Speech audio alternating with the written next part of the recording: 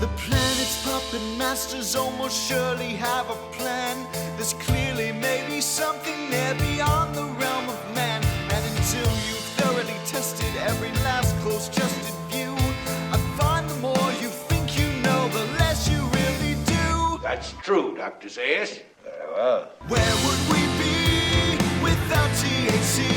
'Cause we know they're lying to us, just don't know to what degree. Yeah, where would we be without THC? The Higher Side Chat Show, Greg Carlwood and Company.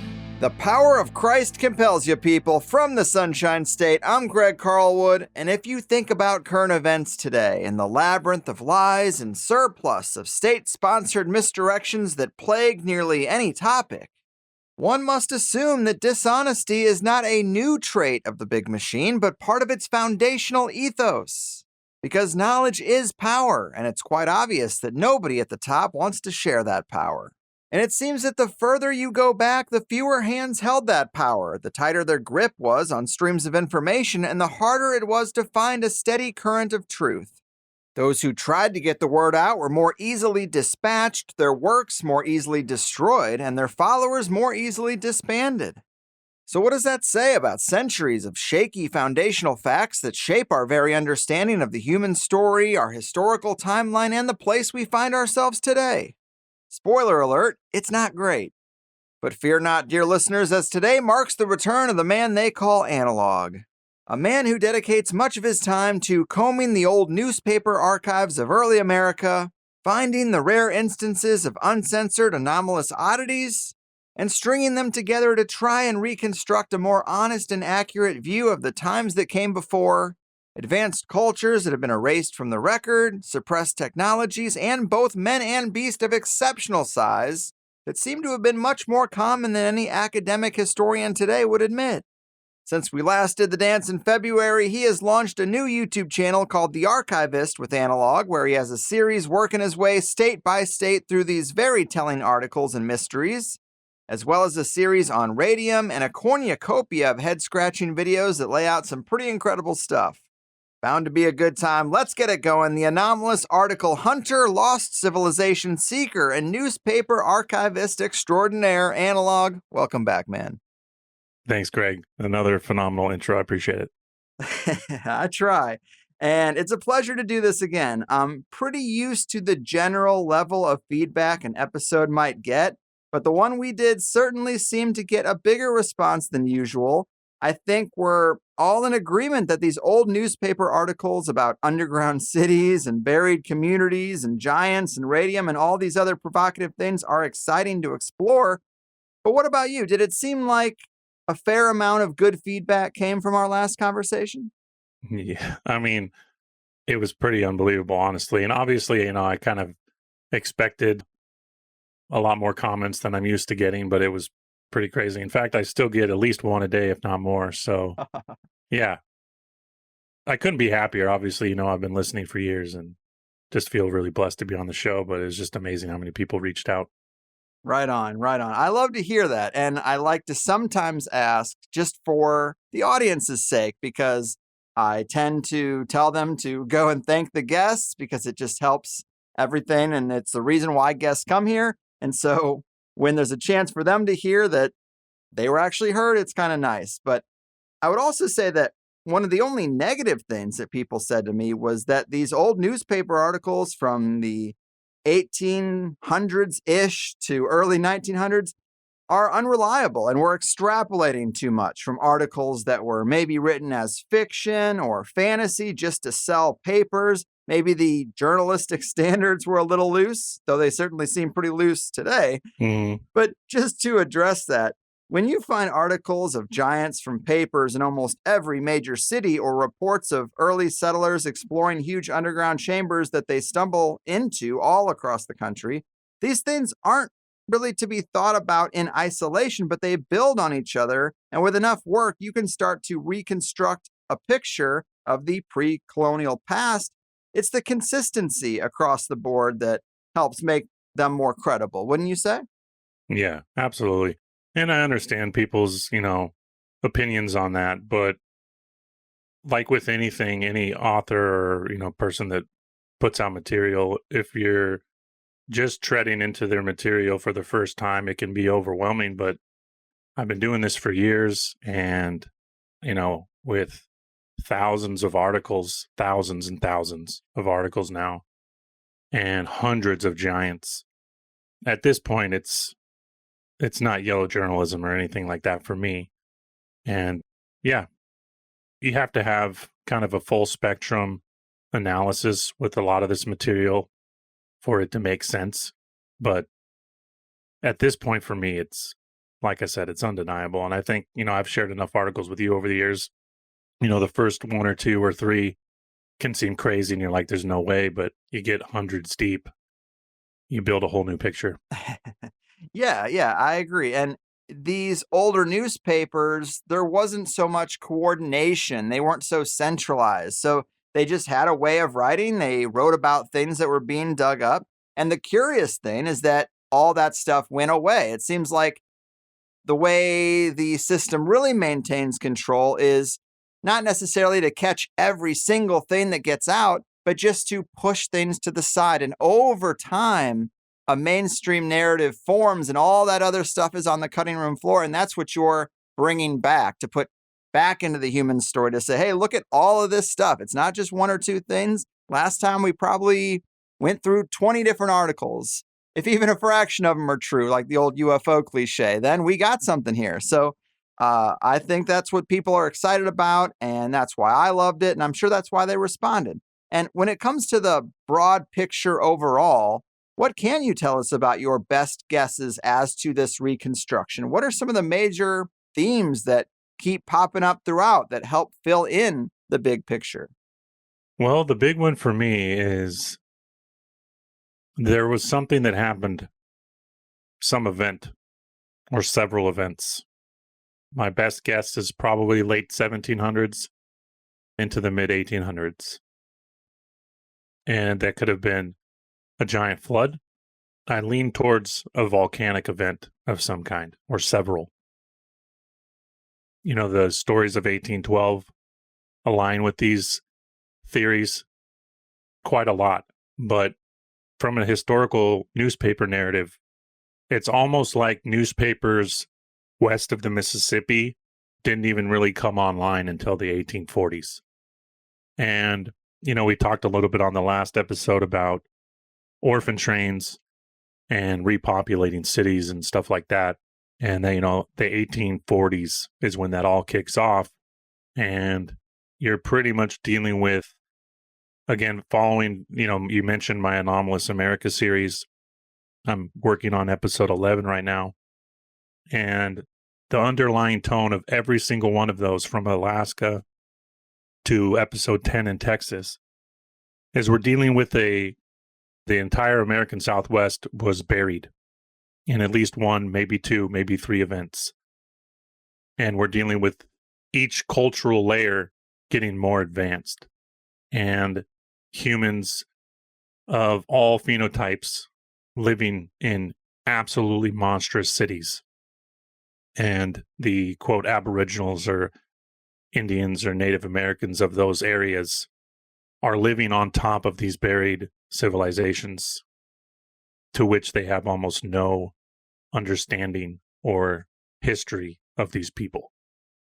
Right. That's an important point, because you've stressed this in several videos that it seems like, according to the reports, if you dig down a little bit, you'll find bronze tools and hammers and pottery and bowls and that kind of stuff. But if you dig below that, you get to some much more advanced stuff, which do seem like these huge mega cities with people of every race living there, much like today. And maybe we're due for another event, but I think that's interesting. I've heard you call it a plasma event, which of course I like. A volcanic event makes sense. When you say it's consistent with the stories of 1812, what are you talking about there? Because it does seem like these newspapers have no problem talking about what they dig up, but none of them really mention how things got buried. Maybe they don't even know. What would you say about that little gap in the story, or that little chapter, when this event actually happened? And those 1812 stories. Yeah, so obviously there wasn't really a culture, as we would call it, an American culture, extended into the Southwest, pre-1840, at least that we know of. And so the papers I can find from the 1812s discussing the New Madrid event, they talk about incredible sounds. They talk about electrical events. They talk about volcanoes being created overnight from mountains that had no obvious signs of ever being a volcano. Places in Georgia, the Carolinas, Missouri, magnetic anomalies. And this is all from 1811 through 1812. So I think when I discuss the plasma event, my biggest marker for that would be all the petrifactions. And, nowhere shows that more than the American Southwest, but I've found them in every state, and I've covered them now from Alaska all the way to Texas. And the petrified forest, again, talking about civilizations buried on civilizations, the petrified forests are a big marker for that. And they're finding trees that are 1,000 feet long, tall, or larger. And they're all turned into copper, opals, silver. And I've hypothesized, and I think we touched on this a little bit, that the mining industries of today are just organic material, which is kind of understood, but I'm talking on a Titanic size scale.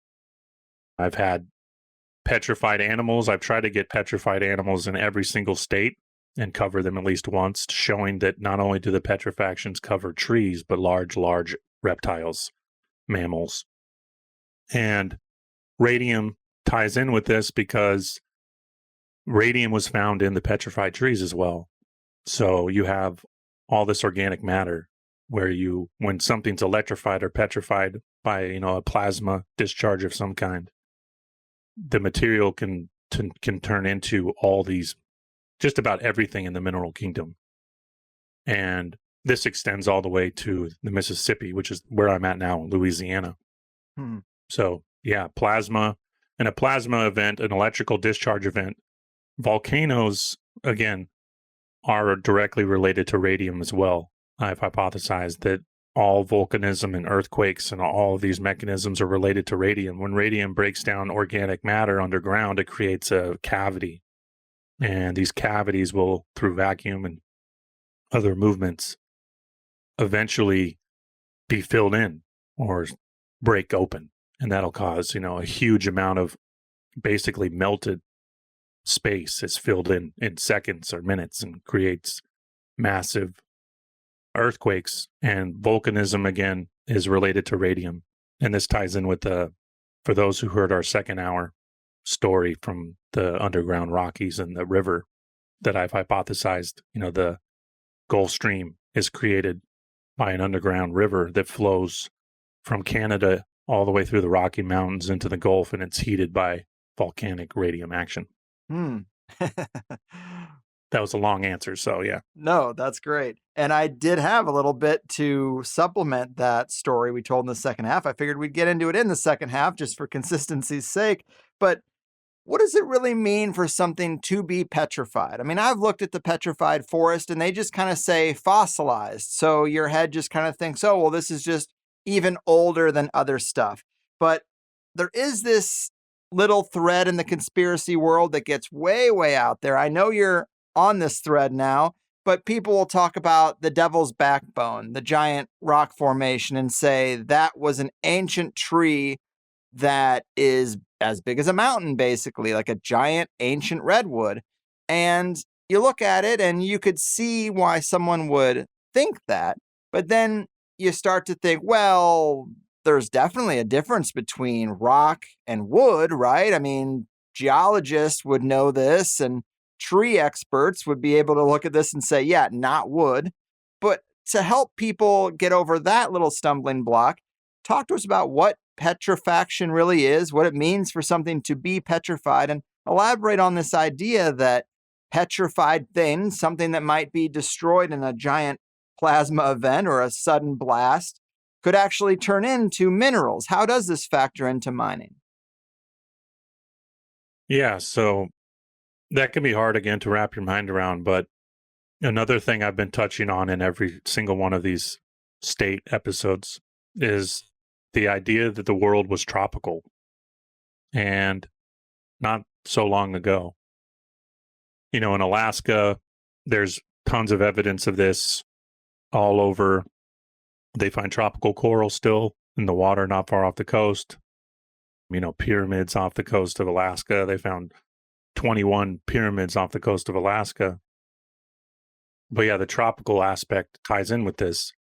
And, they want to stretch these giant creatures, reptiles, and these different ages back millions of years.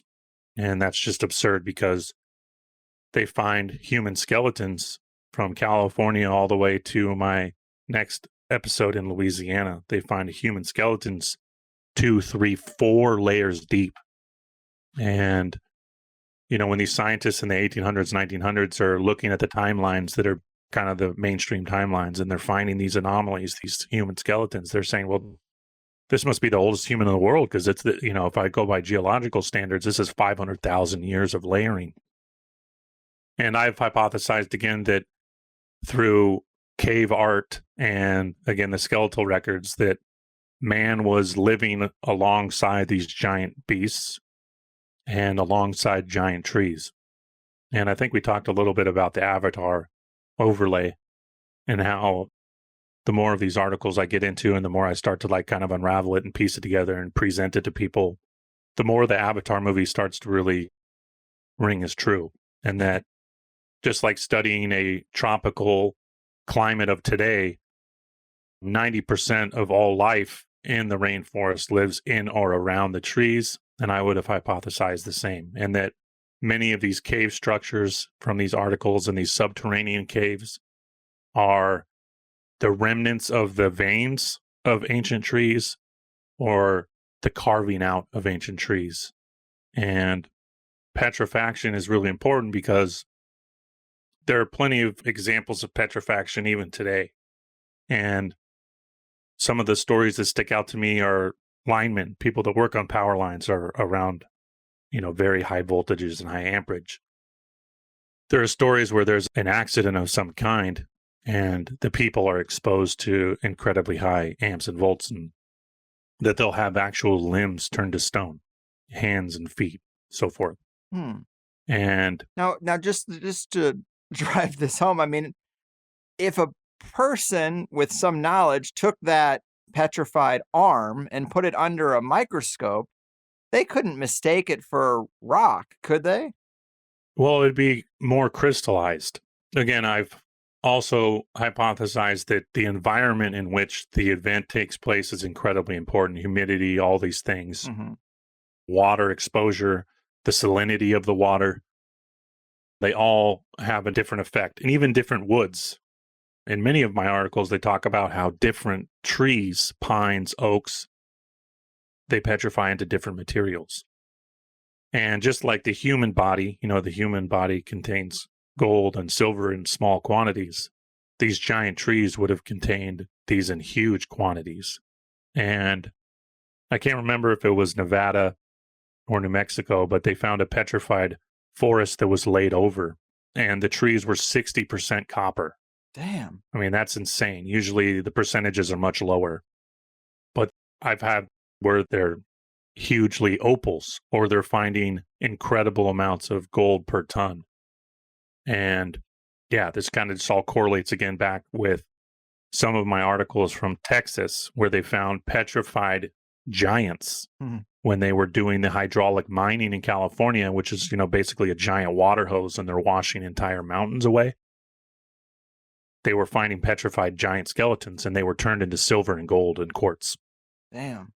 So I guess it's more possible than people realize. And your overall premise that we used to basically live with the megafauna, or that this all happened much more recently. We, like you said, we're told about the megafauna, the giant ground sloths and all this kind of stuff. And it's thrown back hundreds of thousands or millions of years, yet they find mammoths with green food still in their mouths that seem flash frozen. Yep. And that's something that might tie in. And to be fair, it isn't your job to completely solve every question in people's minds or fully reconstruct things. You're saying, look, I got these articles. You follow them state by state. There are some strange consistencies. There's petrifaction examples in every state. Yep. Seems like maybe the catalyst is the same. And we've also talked with other guests about carbon-14 dating and how that's completely a flawed premise. Erroneous. I mean, it's flawed for many reasons, Yeah. but the simplest is just to say, well, what if the carbon environment changes? Because you have to assume that it is the way it is today and then extrapolate out hundreds of thousands of years and go back in huge chunks of tens of thousands of years.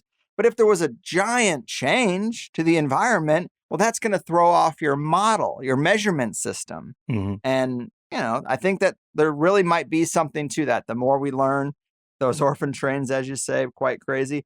But let's get into some details here. And I've got to bring up the Hoover Dam. I can't believe we're already 30 minutes into this thing. Everyone knows the Hoover Dam was built on the Colorado River, and by damming it up, it created Lake Mead.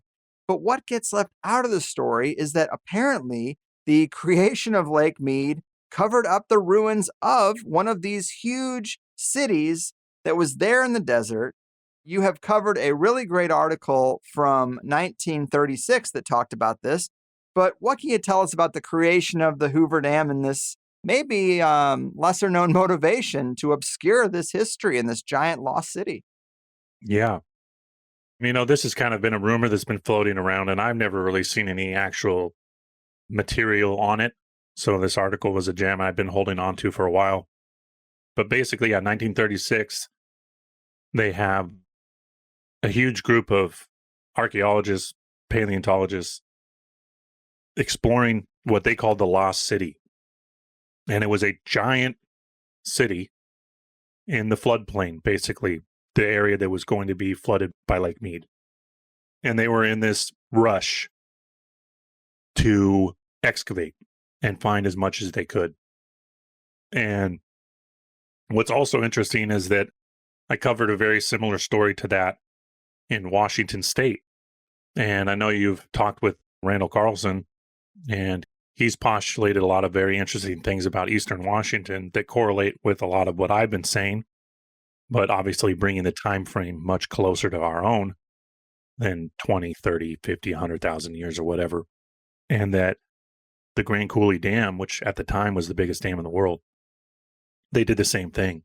There were huge cave structures, some of what the people were calling the oldest cave art in America. And they were finding huge habitations and cave systems. And they were in a huge rush to catalog and get everything out before they flooded the dam. Same thing here with Hoover Dam. And again, going through my states and why that's so important, because like you already mentioned, building a bigger picture of things and showing how every single one of my videos now, there are so many correlations from petrifactions to huge mud events to whole cities being buried underground. And this would be a perfect example, because what they're saying in this article is that there's a civilization they call the Lost City. They basically say it's the top story, and that there are 2, if not 3, layers beneath this city. What they find, they're vague on, which is obvious because these people are being funded by a lot of these similar Smithsonian type institutions. But what makes it so great is that, you actually have a full page article in the 30s, which is a little late because, a lot of these buried ancient ruin articles are hard to find after, the late 20s. But yeah, so this is something that rings true. And I mentioned this, I think, in our last episode when we talked about the damming of California. Yes. And, California is the most dammed state in America. And I can't remember what the square footage number is, our square mile area that's been flooded, but it's substantial. And I would postulate that a lot of the Grand Canyon has been covered because, I've talked a lot about in my Arizona article alone, the things they were finding in the Grand Canyon were crazy. An actual city of what they called Egyptian people is still alive below ground.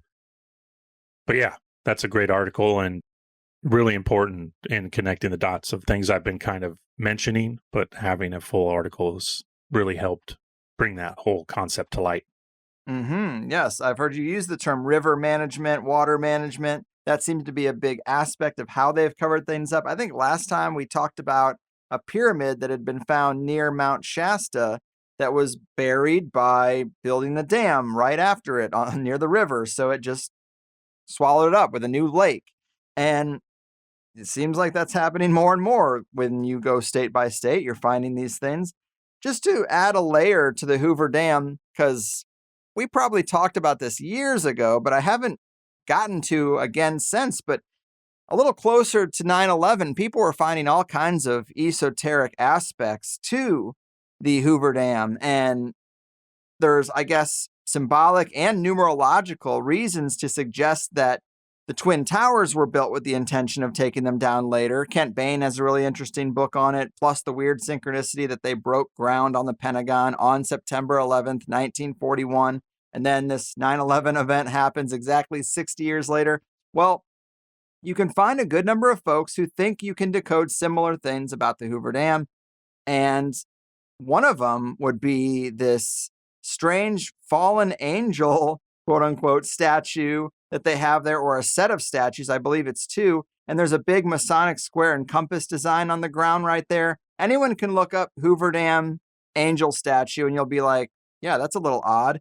But the suggestion is that this would be another structure built for later destruction, maybe when they need to simulate some kind of Book of Revelation's great flood kind of thing. But to add one more log to the fire, I think we've all seen that you can fold a $20 bill in a way that looks exactly like the Twin Towers on the day they were hit, with smoke going everywhere, as well as a smoking Pentagon. Well, you can also fold a $50 bill in a way that looks just like the Hoover Dam after some kind of attack. So who knows? But the Hoover Dam is a very esoteric structure. And now this added layer that it actually hides the ruins of an ancient city is just another aspect of the whole thing that I wasn't aware of. Yeah, it's pretty crazy. Again, the buried cultures thing is probably my favorite subject matter when it comes to these articles.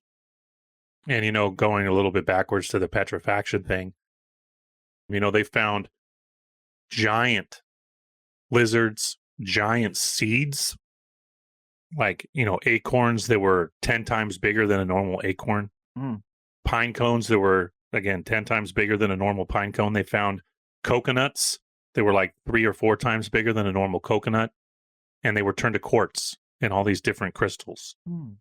And they found forests. I have forests in Oregon, California, Colorado, where they're petrified in place, where the leaves and the fruit are still there. So we're talking an event that happened in a second, not a volcanic ash covering, because ash and different types of highly mineralized water can petrify things as well. But that takes hundreds of years, if not longer. And so when we see a petrified forest with the fruit and the leaves and the seeds still attached, it just tells me that it was something that happened in a flash.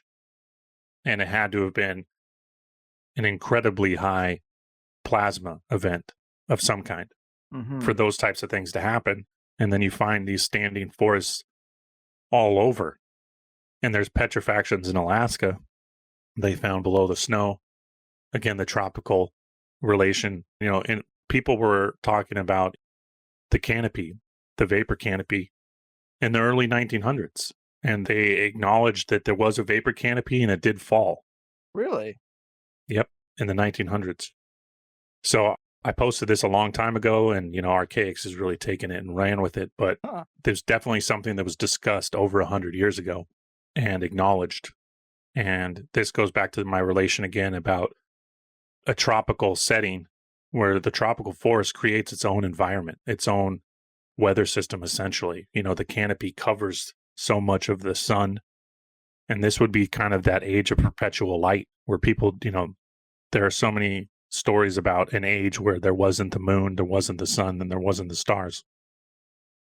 And if you have trees that are 1,000 or a mile tall, you can imagine the canopy that would be created. And, the mining coal, trees can petrify into coal instantly.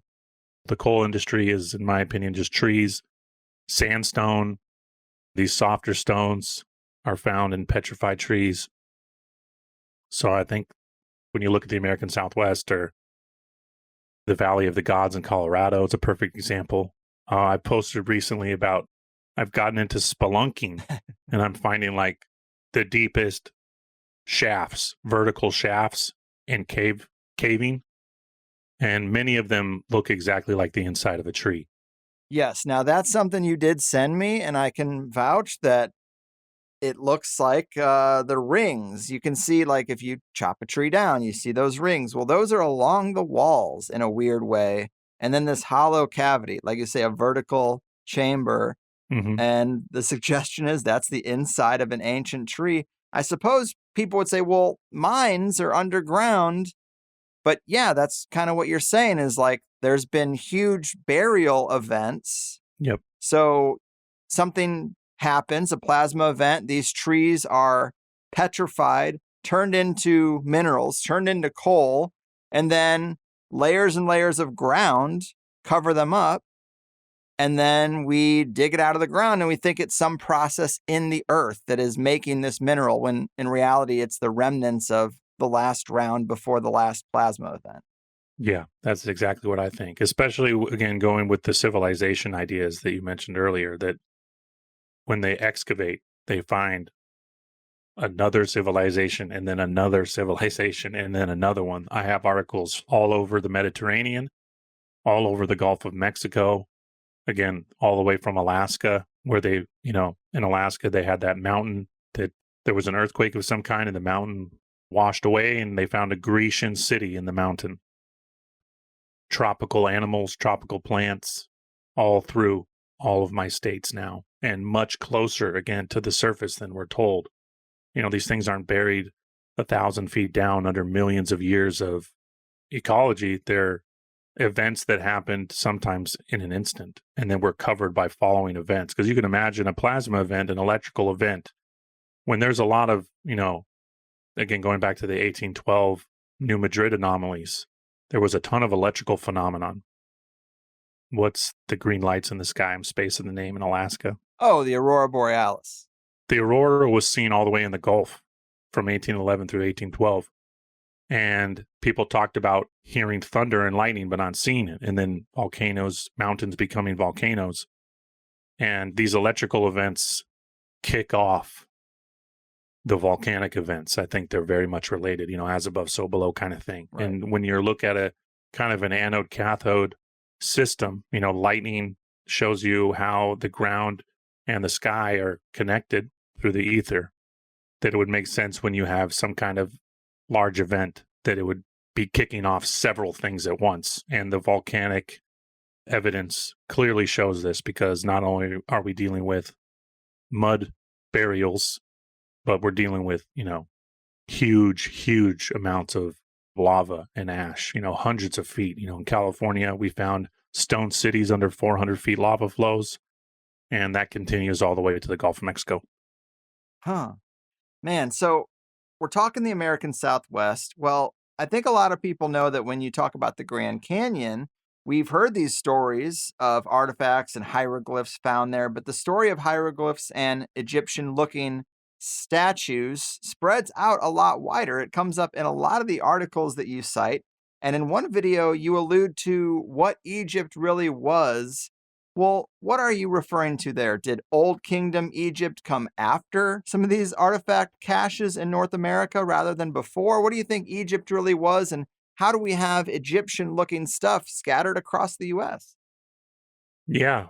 Not to say that it was the general consensus, because, again, not all of these people were in contact with each other. No internet, and you had people that were basically coming to the same conclusions at all of these different sites, all from Alaska into the Yucatan. And the resounding opinion that I keep finding is that they are saying that these ruins are far older, like verbatim several times, that they say Europe was a wilderness when these structures were built.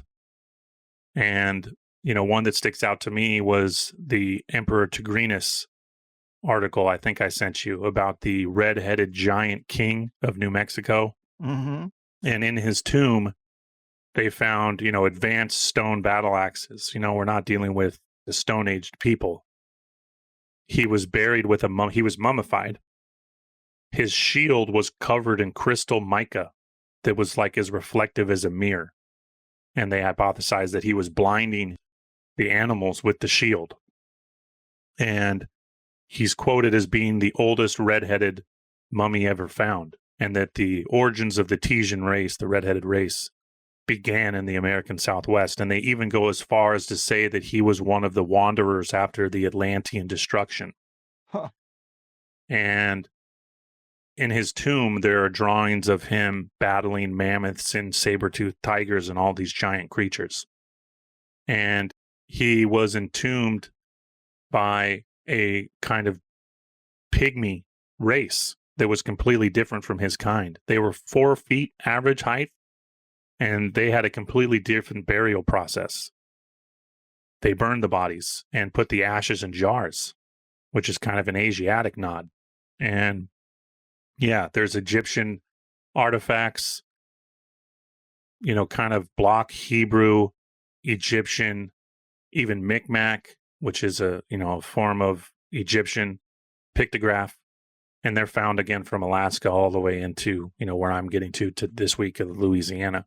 And even these people that, have never met one another, these archaeologists are saying that these ruins show an age far older than anything in Europe and Egypt.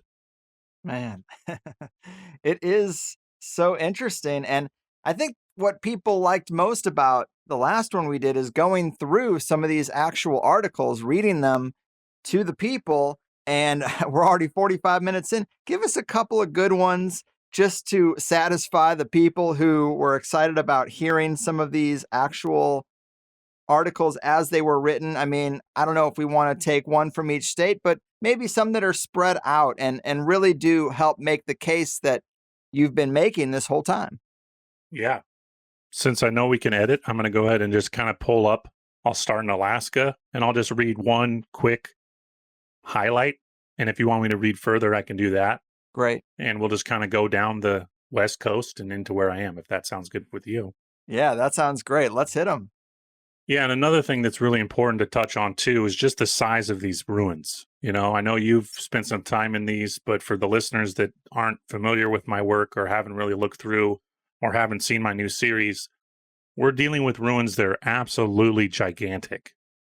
Not just one, but several of these ruins are miles long, 10 miles long, 30 miles long, with walls and buildings. The largest building ever found, ancient building, was found in America and had 1,200 rooms. Huh. So we're dealing with an incredibly advanced culture. We're looking at millions of people. We touched on this a little bit when we talked about the canal systems in Arizona, right? And just the amount of labor that would be required, let alone why would there'd have to be a reason to invest that much labor into construction so large. There's thousands of miles, 1,000+ miles of canals, and it's terracotta, cobblestone canals, and it's incredibly advanced, not just dug out pits. And we're dealing with, canals supporting millions of people. And this kind of touches on the tropical, these people weren't just living in a 130-degree desert. Right. The desert came after these cultures. In the desert, again, sand is found in huge quantities in petrifaction, silica. And when a tree petrifies, you get this kind of powdery silica. So again, another correlation for me is that these deserts are areas where huge events, plasma events happened and probably disintegrated large organic structures, which I can only believe would be trees.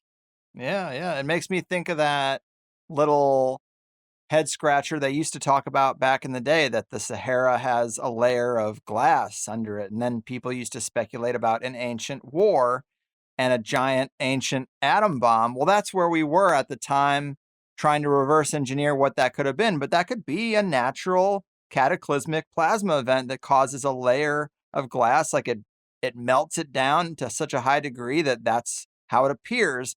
And anyone who's driven across the American Southwest, God, it does look like a bomb went off. I mean, it's so empty and just vast. It really makes you aware that when these people talk about a overpopulation problem, no, there's nobody anywhere. I just drove from California to Florida. Outside of the major cities, it's pretty open. And in the American Southwest, it's also pretty dead. Yeah. So very wild. It could be that west of the Mississippi used to look a lot more like east of the Mississippi before something happened. Mount Shasta, there's things out there that we know about, and obviously things we don't.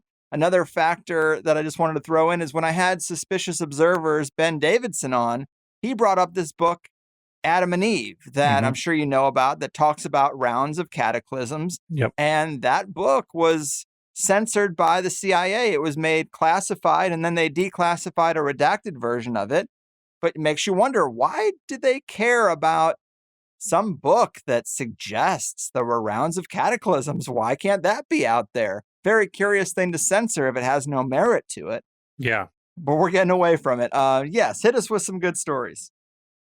So for those listeners, again, that may be familiar with our previous conversation, now with my new series, Anomalous America, if you do want to follow the articles I reference in my YouTube video, I make a thread on Twitter for every single episode. So you can just search my Twitter, Anomalous America, and you'll have a thread for every episode. So some of what I'm going to highlight, you can go through and look at them for yourself. And I'm just going to read a few highlighted captions from my Alaska episode, just a few real quick paragraphs. And if you want me to extrapolate a little farther, I can read the whole article or a little bit more, but I think I'll just read some captions here, if that's okay. Yeah, I think that'd be best. Okay, so this is from my Alaska episode. And the first one I'm going to read is Tropical Valley, found in Alaska, 1924. That's when this article was published. Prospectors stumble into a broad valley where mammoth trees, beautiful flowers, and wild game abound. Subterranean fires, tropical climate, thousands of wildflowers, and game of every kind was seen. So here you still have a remnant of that tropical climate that was kept basically alive because there was volcanic activity under the surface. And it basically kept the snow away. So they're walking through a snowy Alaska and stumble on this kind of Eden, essentially, in the middle of Alaska. And a great part of this article, too, is towards the end, they say, this is the second one of these we've found. So it wasn't the only one.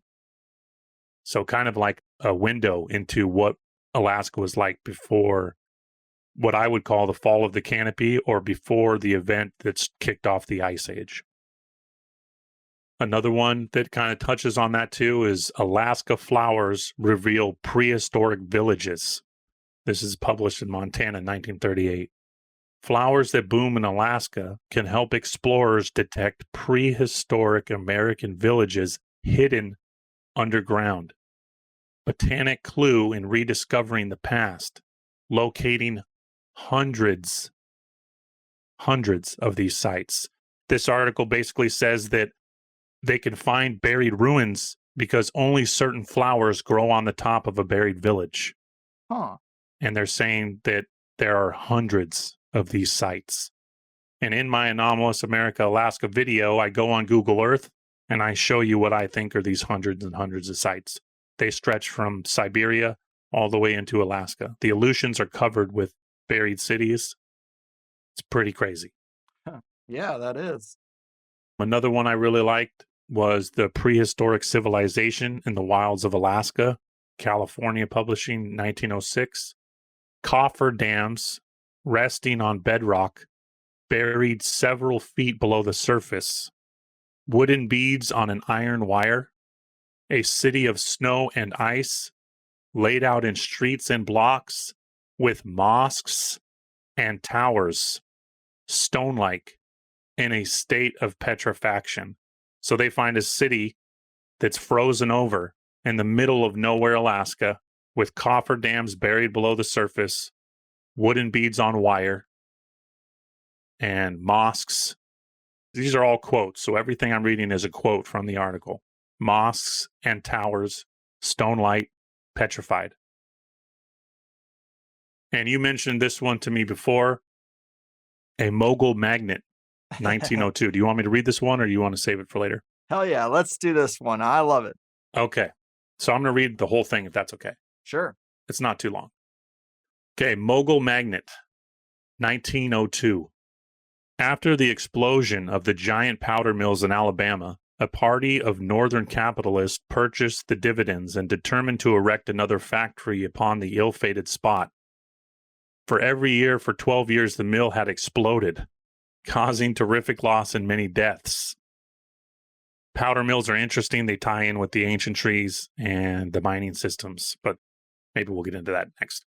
The president of the company requested that I should visit Petersburg in search of a magnet endowed with sufficient power to attract an object of friction at a distance of 50 feet.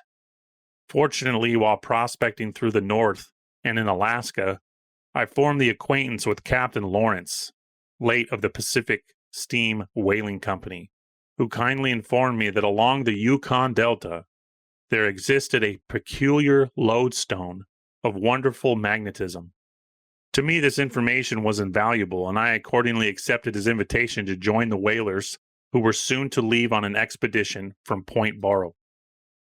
I was a little dubious of this adventure, in spite of the promising report of the Delta. For 10 years previous to my brother Jim, my only surviving relative, sailed from Point Barrow with Bob Lawrence, a brother of our captain.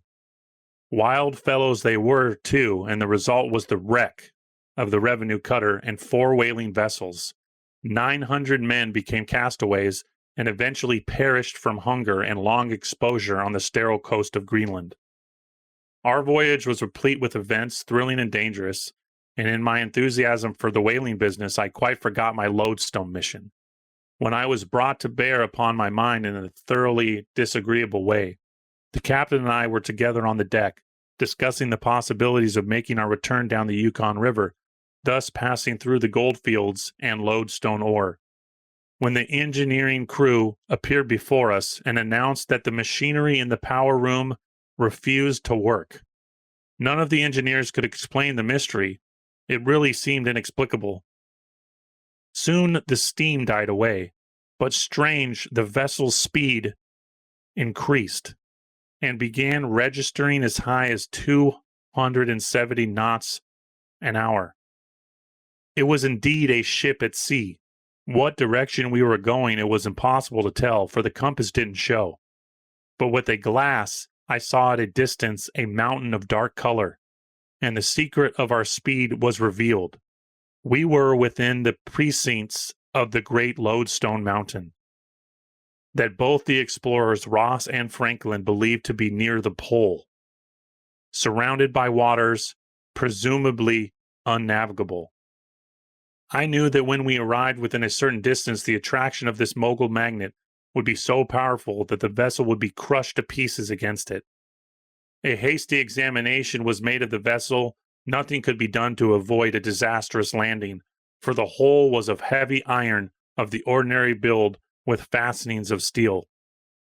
We therefore thought to no more of the vessel's safety, but to how to avoid the death shock, which most assuredly would come to us all.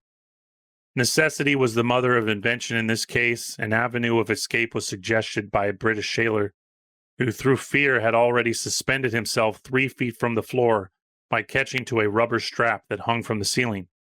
Within half an hour we had a strap each and were dangling in the mid-air when the crash came. It was a crash indeed, for one side of the vessel was firmly embedded in the adamant. With the exception of Good, who sustained a slight shock, every man aligned on the mountain bank unhurt. We succeeded in reaching the top of the mountain where millions of grouse flew gaily around. I'm going to kind of cut through this here a little bit. They found a cozy habitation of cliff dwellers. They found a cave where it looked like people had been living. What the dickens, exclaimed I. Can this be a mountain of cliff dwellers? Even as I said it, from an aperture in the rock, there limped out a Rip Van Winkle-looking fella, clothed in a beautiful cloak of duck breasts. And with a glorious crown of white locks, I thought I must have got a touch of the sun. How did he ever get here? So they found a man in this cave. Besides, he was alone, for we could easily see all over the mountain. I stared, and so did the other men, and just as the instant the captain came up from the rear. Here, Cap, and I said, is that a white man or a North Pole Josh? Then all of a sudden the white-haired man gave a cry and came hobbling toward me. When he got close, he fell down in a sort of faint. With a spring, I was by his side. Great powers. It was my brother Jim. So his brother, who died with the 900 other men in that whaling accident, is the man that he found on this island, covered in duck breasts. As a sound for the disturbance, another figure, also clad in sealskin, emerged from the cliffs and came running towards us. On seeing the captain, he too gave a cry. Captain, he hollowed, don't you know me, Bob, your brother? And he fell at his kinsman's knees and rolled over and over, weeping. 10 years ago, Lawrence and I were hurled against this mountain. The ship and the other 13 men went into the deep. Since then, we too have lived in a second Robinson Crusoe. So this is the two men they found on this island, had been living here for 10 years. Friday, hoping against hope that some explorers might help us away, but none ever came. And now you, of all people on earth, turn up and find us where you least expected. In a joyful manner, we all set to talking and relating to the main features of our many adventures, till exhausted from long exposure, we fell asleep. From here, no day or night came. So fantastic. There's the sun is always up. Yet the world around us mellowed with the delicate rays of the aurora borealis. The preparations for our return voyage were arduous. From the wreck of our vessel, we secured a sufficient quantity of timbers to build a boat, in which we conveyed ourselves safely to the port of Newark. Thence to Uncle Sam's icebox, rich in the knowledge of the great fortune that lay awaiting our return, the mogul magnet of the earth. Crazy story. Yeah. Yeah. I mean, obviously, the synchronicity of finding their own kin 10 years later, but let's not bury the lead. The magnetic mountain. Yeah. The Lodestone Mountain. I mean, if you look at those old maps that seem to show a giant mountain and then 4 rivers, 4 land masses at the North Pole, a lot of people wonder, what the hell is that? And we have all these Norse legends of the gods living on the mountaintop. And some people say that that map is from the inside of the earth. But either way, you have this story where they start getting pulled in at a rapid clip. And it seems to be a geological anomaly that's pulling them in magnetically, pulling the metal of the ships. Maybe it's also the contoured water dip in the water at the North Pole where, you know, you can go into the inner earth from the torus-shaped sphere that we live on, I guess. People are going to be triggered by the word sphere. But very wild story. Yeah, man. Millions of grouse up there. A lot of these North Pole expeditions talk about huge flocks of birds, and they seem to be attracted to that area. That move northward. Yeah, exactly. Yeah. Man.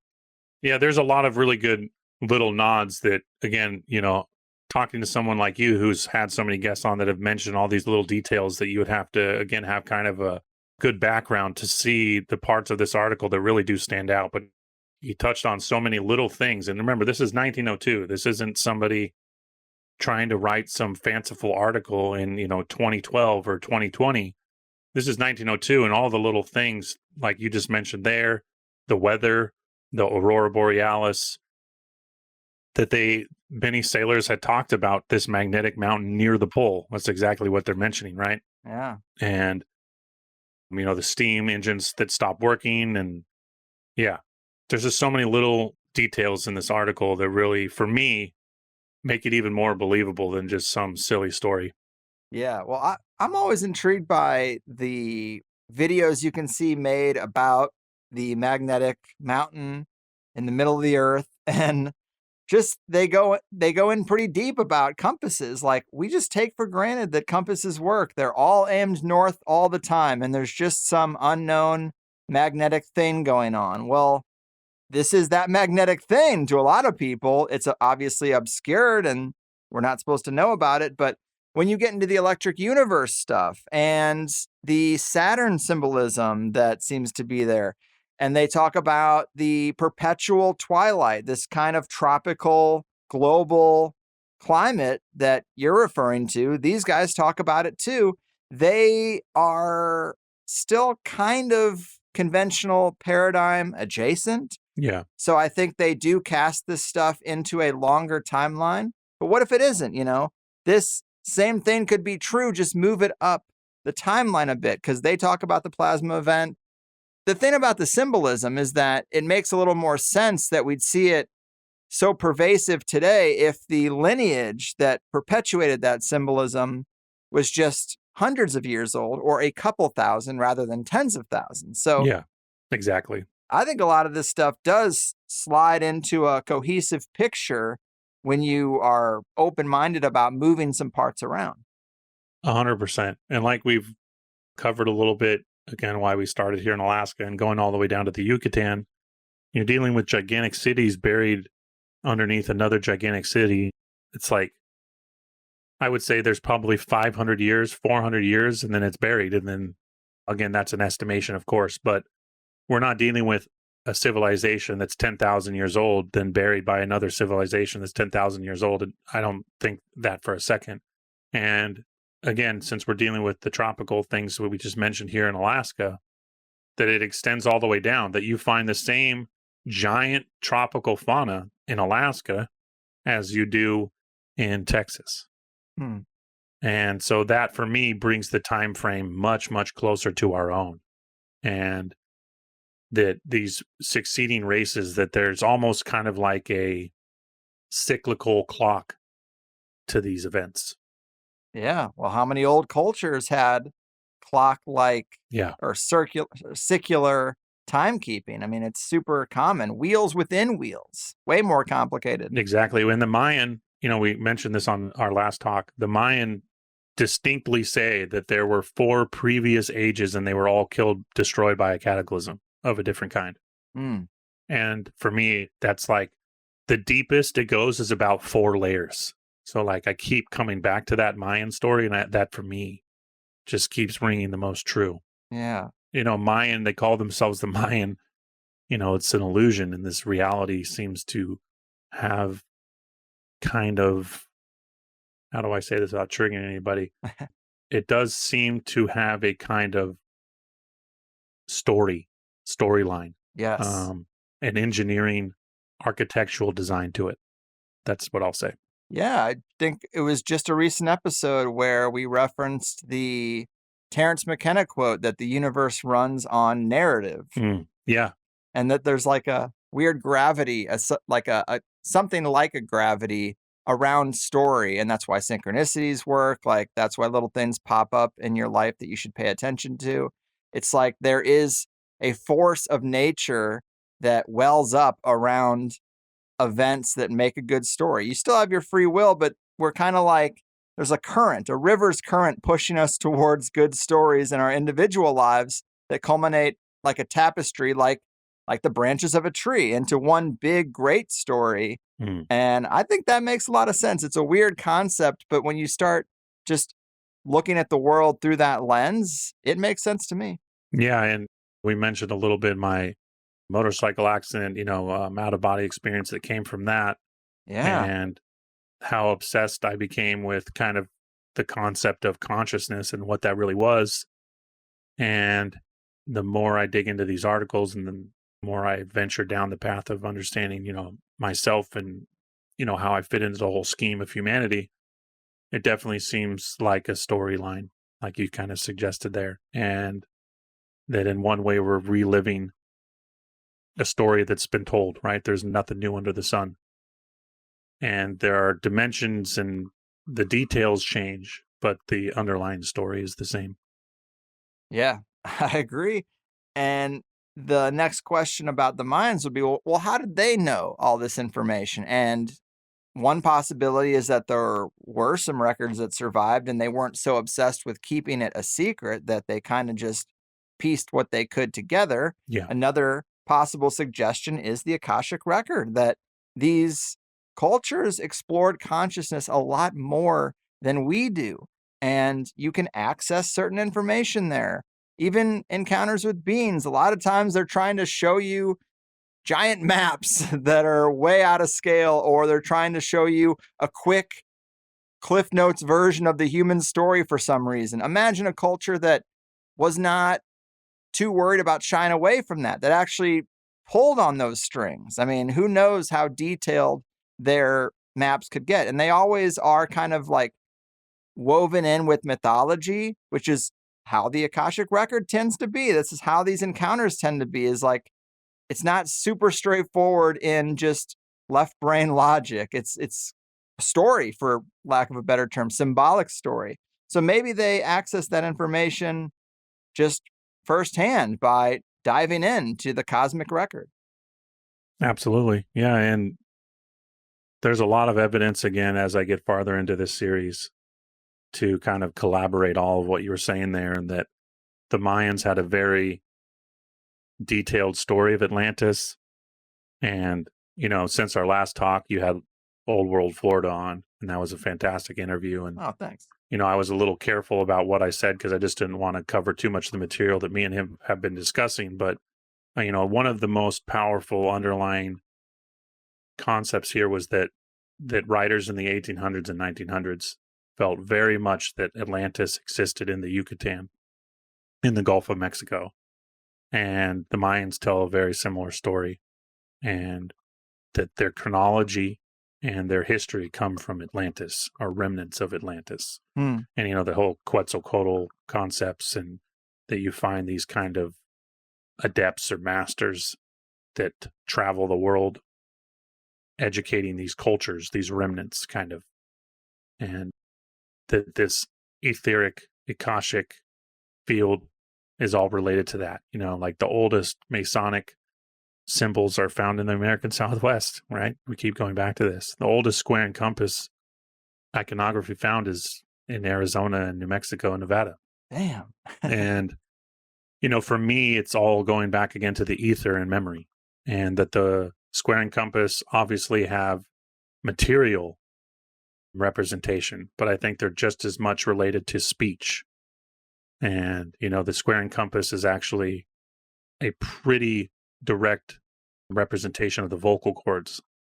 And when you study, you know, again, going back to the consciousness thing, that you are what you think about, and consciousness has more to do with your mental, your mind. It's more mind, Maya, than it is anything else. And the material world is the true illusion, and the mind is really where consciousness exists. And obviously we're getting off subject a little bit, but yeah. And the Mayan talked about this a lot. So yeah, I agree. They were very much tapped into this, and the cultures that came after the Maya, you know, and there's a lot of mystery around the Mayan. You know, they obviously had a lot of Olmec overlays.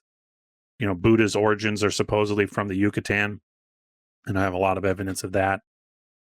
And yeah, consciousness and the power of consciousness has faded. And after these events, you're dealing with cultures trying to kind of relearn these things. That's where we're at. Yeah, absolutely. Damn. And I think that sounds like a good place to end the first hour. Sure, we wanted to give him more stories. We hit him with Mount Meru. I mean, what more do you want? You got a good one there. Man, before we go, is there anything else to say about latest discoveries or where the work is going next? What's the most recent thing you've stumbled across that's blown your mind? Yeah, great question. It's been hard, you know, as you can attest to, trying to get my own kind of voice and getting the YouTube thing going has been so much more work than I ever imagined.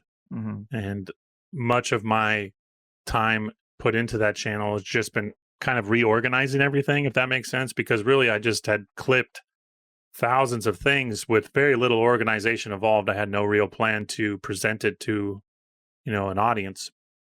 So I've been putting a lot of time into recategorizing everything, and that's been amazing. It's been hard work, but it's been amazing because I'm rereading. You know, you clip something years ago and you completely forget about it.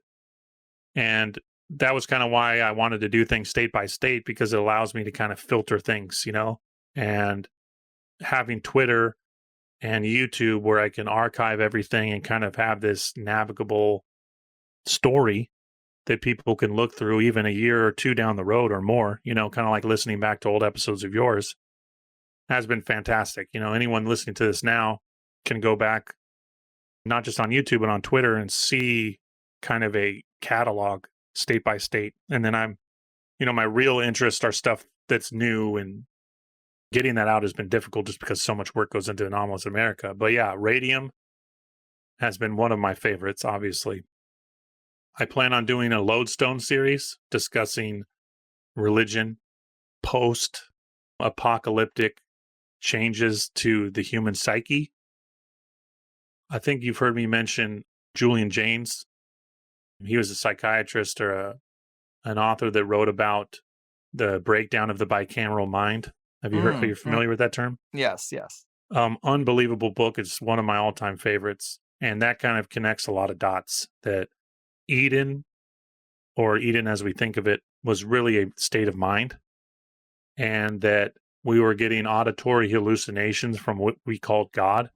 And that we didn't really even have the inner dialogue. We didn't have the analog eye. That's where my name comes from. And that we were kind of like autonomous robots, essentially. And that a world was essentially being built before consciousness could be expressed in it. And that you had to have the actual material realm kind of started before you could then bring consciousness into the human as we know it. And yeah, that's kind of out there, but connecting Julian Jaynes' theories with the worshiping of the lodestone, because whatever happened, maybe it was a cataclysmic event that through trauma kind of segmented the brain and created this analog eye, these two different kind of personalities essentially that live within us. And that through language, we developed this analog eye, the inner dialogue, essentially, consciousness as we know it, and how that relates to all of these stories and why the newspapers are so powerful in showing that there's kind of a cyclical pattern to things. And yeah, connecting consciousness, the human mind, and these reset events is kind of where I'm going next. Which is difficult because, again, like we've said already, you have to have your feet in a lot of puddles for any of that stuff to make sense. Like, I lose people really quick when I start to talk about the bicameral mind. Yeah, I believe it, but I think it's super fascinating. And I do think that's the feedback that I get most often, is that when you just give a platform to many, many different researchers, and now we're going on 13 years almost, I try to let each episode stand on its own, and an audience that has been with me through the journey, they're the ones who connect the dots. I put the dots out there, and then over time, over a decade of time, you start hearing the same themes again and again and checking the same boxes. And, people reconstruct their own vision of what reality really is. And I love that. Yeah. And being a longtime listener and having so much of that different kind of people with so many different backgrounds, I think that is really important. And, this whole truther thing, whatever you want to call it, it's important to never get stuck in a box. Yes. And I think you can probably relate to that the most. And I've learned probably that the most from listening to your show and all, not only that, but these articles too, is that the most important thing is just to be open. And as soon as you think you have it figured out, you're going to start blocking really wonderful information. Yes. And to just remain open is all I would suggest to people.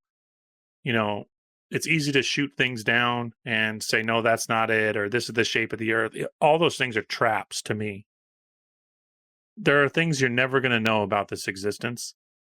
And again, kind of why I started the last episode talking about my background, with my near-death experience and my out-of-body experience. And that was 17 years ago now, almost. The biggest thing I can walk away with now is that, like I was saying, there are always going to be things about this existence you won't understand or know for certain. And it's never about knowing anything for certain. It's just about being open. And, seek and you shall find. Everyone's going to have a different take on every article that I read. Everyone's going to have a different opinion about it, and that's okay. But as long as you're seeking truth and you're on the venture of knowledge and wisdom and kind of transmuting your own life through your footsteps, through knowledge and experience, then I think you're on the right path. Amen to that.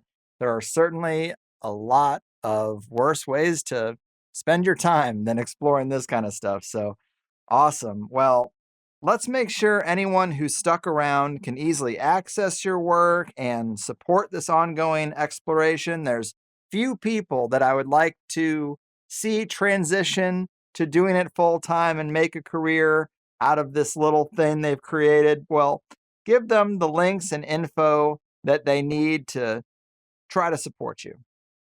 Yeah, and thank you, Greg. That really means a lot. I mean, I really look up to you a lot, and I've always been inspired. And, another thing I kind of want to talk about going through all this stuff, and, it can be kind of a dark road, as you've said several times. Yeah. And what do I do with it? Like, the more I realize that the world that we live in is full of abundance, and that the key is really you are what you think about. And if you spend all your time thinking about these darker realms and you have no control and you're just a slave and all of these things, that you're really creating that world for yourself. The key for me, again, this is just my opinion, is knowledge should always be empowering. And knowledge isn't wisdom. It's what you do with it that's wisdom, and how you can make your life better and live a life full of abundance and happiness, and, raise a family and not fear tomorrow, not fear the power structure, and just forge ahead fearlessly and with love. And through these newspapers, I've really fallen in love with a lot of the authors from the 1800s and early 1900s. Mm-hmm. And I couldn't tell you how many of them were talking about the power of the mind. And the quote that I keep coming back to is, "You are what you think about." Mm-hmm.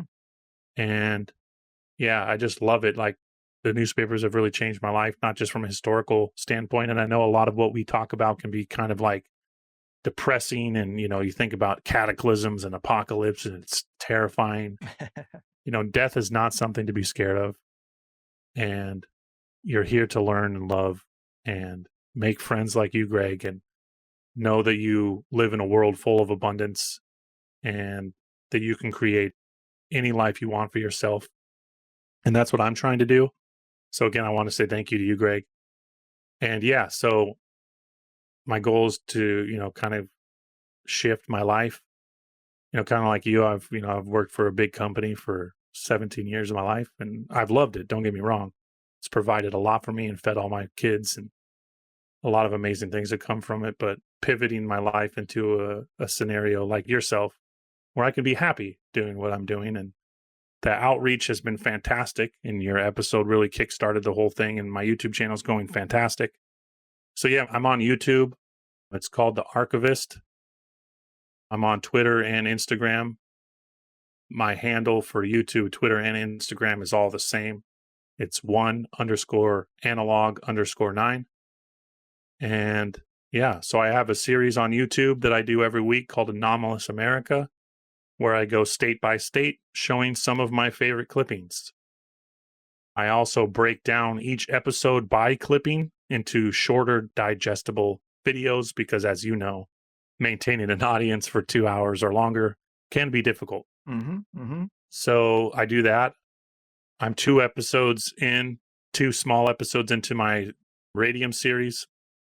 I just started a membership where you're going to get access to some of my Atlantean, ad-free Atlantean opinions, books, and articles. And I plan on a podcast, but I'm just loading myself up with so much work at the moment that I'm just trying to take it slow. Yes. Well, I appreciate the kind words. It's clearly nobody's passion to be a cog in someone else's machine. No. And so this membership, where is it through? It's through YouTube. Oh, okay. Yeah, YouTube has been fantastic. I know everyone, not everyone has the same experience, obviously. Eventually down the road, as I build an audience, I plan on creating something separate that's on my own terms, on my own kind of platform, essentially. But for now, YouTube has been nothing but excellent for me. And so, yeah, the membership's on there and their podcast that I'll be starting. Hopefully by this goes live, I'll have my first episode. The podcast is going to be more of the positive spin on things that we discussed kind of at the end there about what do you do with all this information? Like I feel sometimes like I'm not really helping anybody live a better life, if that makes sense. And I want to have a series where people can kind of get in touch with some of these authors that were presenting information that helped me change my mental outlook on life.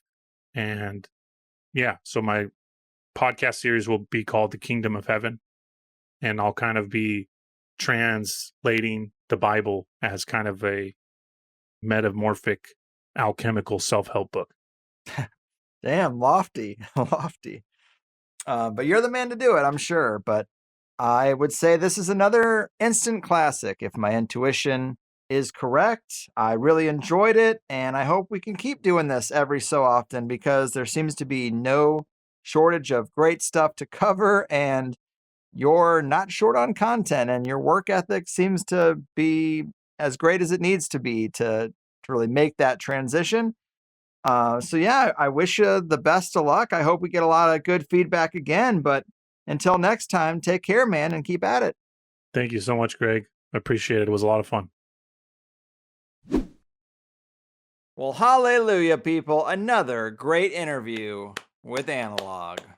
Really wild stuff. In fact, the stuff about the giant trees and the titans and rocks is some of the wildest material out there. It's interesting to see him folding some of that in. There was a point in the interview where I said Devil's Backbone, but really it's the Devil's Tower in Wyoming that is usually presented as Exhibit A for the giant ancient trees argument. It might be the only thing that he talks about where I say, I don't know.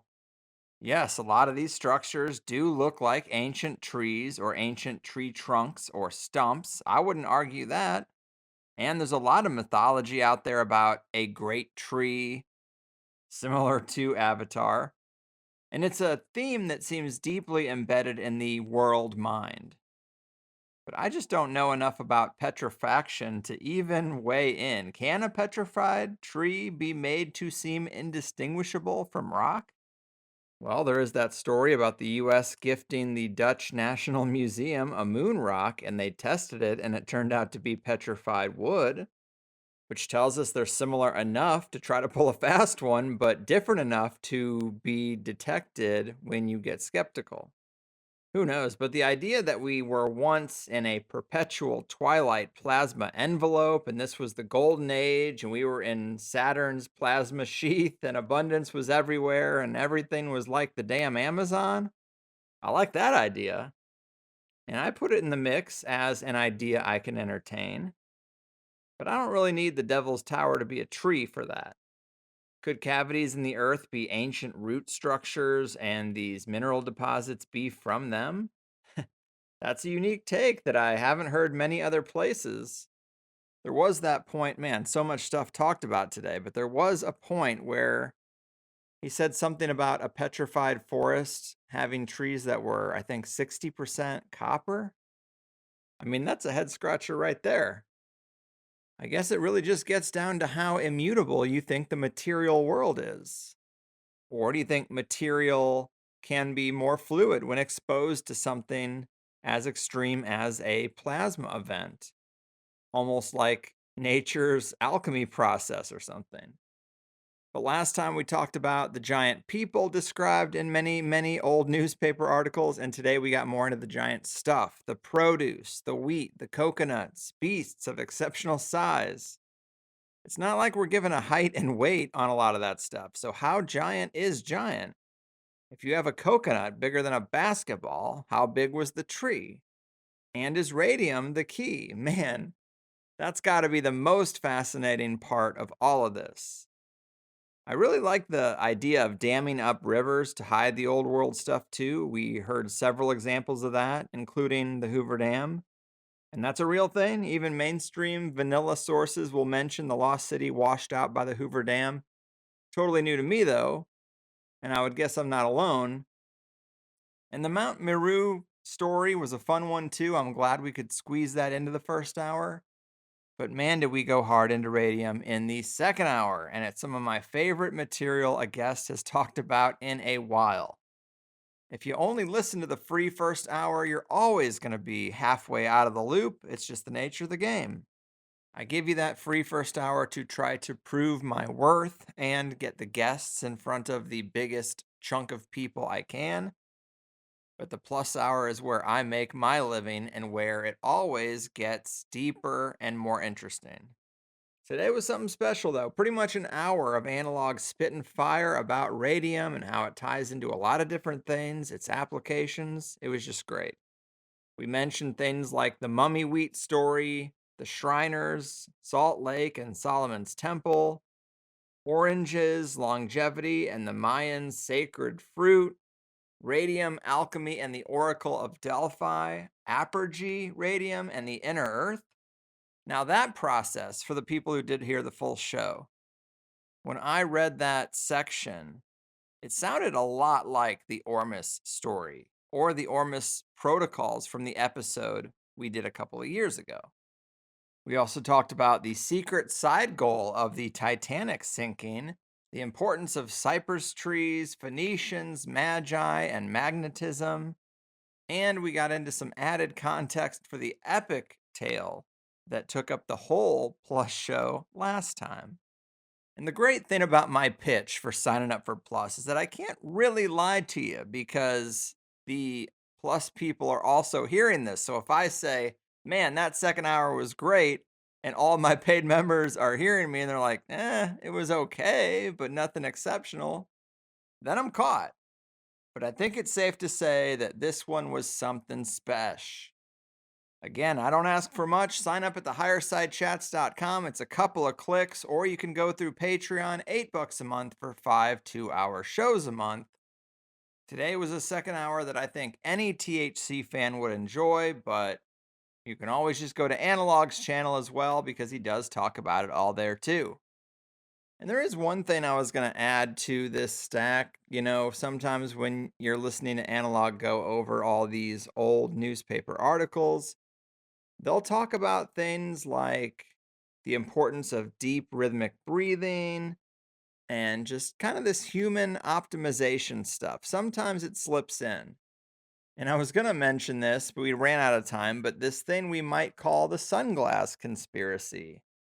So a lot of people have dug into it and shown that skin cancer rates went up after the invention of sunscreen. And it's the blocking of sunlight and covering our skin in these chemicals that is hurting us. Fair enough, but I don't think many of us have extended that line of thinking to sunglasses and our eyes. I can think of a couple times in the past where it has come up on THC in interviews, but this is a quote that Analog gave from Dr. Gil Headley, who is actually alive and might be a future THC guest, but he says, our entire blood supply flows through our bodies and through our eyeballs about every 2 hours, and that exposes our blood to the ultraviolet frequencies and their cleansing properties, and certainly has an important immune function and is important for our health. We should all admit ourselves to the sunlight at least 2 hours a day to make sure we go through that purification process. I don't know, that just resonated with me as pretty interesting. It makes logical sense. I mean, doesn't the sun's rays penetrate our skin as well? I'm sure we get a little bit there, but maybe it's most effective through the eyes. And so you need to be out in the open, in the sunlight, without shields over your eyes for a natural process to take place. I don't know. I couldn't really find anywhere to shoehorn that into the interview, but I had it in my notes and I just wanted to throw it out to you now. But in higher side news, not a whole lot going on. I'm still just getting caught up and trying to enjoy the new life down here. I also just had a couple of orders, which reminded me that I should mention the THC merch more often, which Plus members do get a discount on. But we got t-shirt designs for so many of the major THC themes, many of which I am quite proud of. Not that I'm the artist, but they're usually artists' renditions of my ideas. But a lot of them are as good as I could ask for. And we got coffee mugs, pillows, etc., etc. I never really mentioned the merch store, but I probably should once in a while. The margins just aren't great for me, and I really started it just to have my own t-shirts made. But yes, you can buy them too. And again, Plus members get a discount code when they sign up, so do everything in the right order. But super happy with this one. I hope to check in with Analog every 6 months or so and keep it a thing because he's onto some really unique threads, and I'm all about it. I look forward to that Radium series actually coming out in all its glory. And as for the upcoming meetup events going on out there in the world, let's look at the calendar. Next on the list would be June 8th. There is the LA Truthers meetup at the Flame International restaurant. June 10th, the Scotland UK meetup. Don't let our man down there. Also June 10th, the Rock Rest Lounge in Denver is having an event. Actually, it says Denver gets higher, but it's in Golden, Colorado. Locals know. June 17th, Stamford, Connecticut. June 20th, Nashville, Tennessee. June 21st, the Pork Fest meetup in Lancaster, New Hampshire. And there's a couple popping up for July, but we will leave those for later in the month. But that's the events we have on the calendar right now. Show up, meet each other, or hop on the calendar and make an event if you feel like you can't find people on your page, because they are out there and this is a good way to find them. But that's it for me. Big thanks to Analog. He really brings it, doesn't he? Check out his YouTube channel, The Archivist. Hit him up on Twitter. Tell him thanks. And follow along because he is sharing all of these articles on Twitter almost every day. He's great at what he does. Lucky to have him. But I've done my part. Your move, history hiders, last round erasers, and timeline tamperers. Your fucking Lucid dreams are so vivid, 'cause you go to bed at 7 and your brain comes alive, 'cause you hate your 9 to 5. You wake up with a dread and make sure your cats are fed. Did your brain talk to a ghost who moved your coffee and your toast as you listen to the higher side chats? You get to your desk and your boss says it's a mess, and your soul slowly grows to a place where nothing grows. When you think he's not around, you insert a SETI sound. The OM says turn it down, and you say it's just the higher side chats. Oh, do you think you'll be invited to Bohemia Grove, to a Bilderberg Club? Oh, do you think you'll be invited by a Rothschild to a party on a submarine? Diving down to the center of the earth, through the Marianas Trench, your teeth begin to clench from the sulphurous stench. The mask you're given doesn't fit, 'cause you're not one of them. Starting today, you'll make plans to get away. There's no one to hold you down, and the what-ifs start to drown. Then you wake to the glare of a cold fluorescent stare, and the light winks at you, 'cause its life is almost through, but it's holding on to quit time just like you. It's time for the higher side chats.